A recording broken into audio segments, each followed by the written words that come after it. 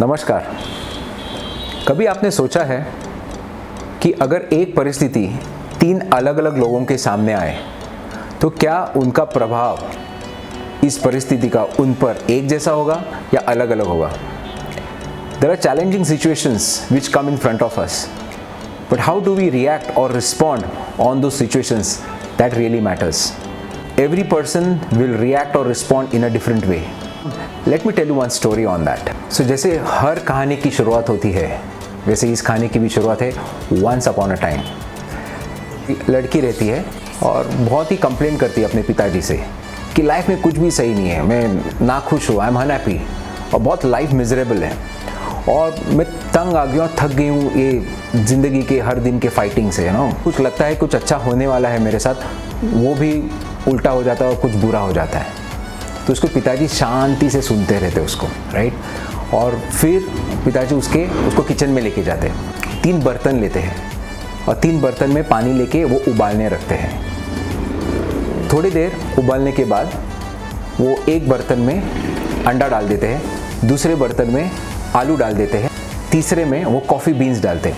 बेटी देख रही है कि पिताजी क्या कर रहे हैं, शांति से कुछ भी नहीं बोल रही है, पिताजी ने भी कुछ भी नहीं बोला। फिर 20 मिनट ये अंडा, आलू और कॉफ़ी बीन्स वो उबलने देते हैं।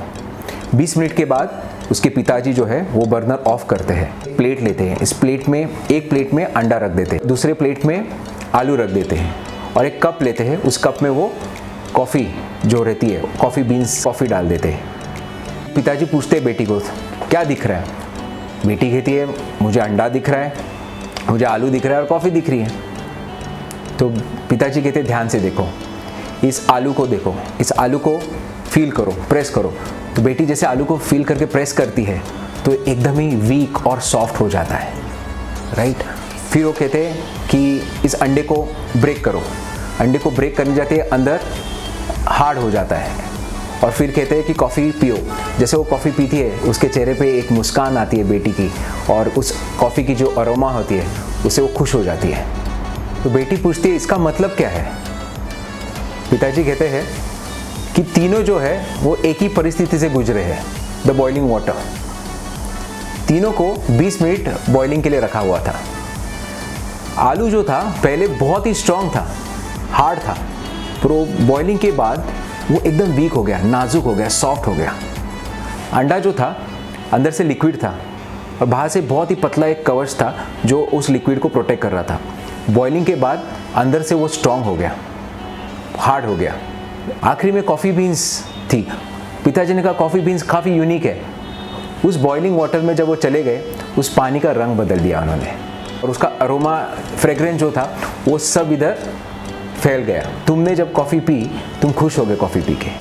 तो बेटी मुस्कुराने लगी और उसको समझ में आ गया कि पिताजी क्या कह रहे हैं। The father says there are difficult situations which come and they knock our door. Who are you? Are you a potato or are you an egg? Are you a coffee bean? He asked the daughter.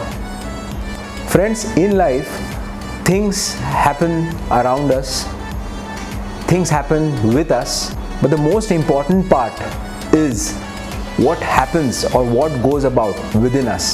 That's the most important thing. So friends, be positive, be focused और yes, मुझे बताइए आप कौन हो, एक आलू, अंडा या कॉफ़ी बीन? Thank you.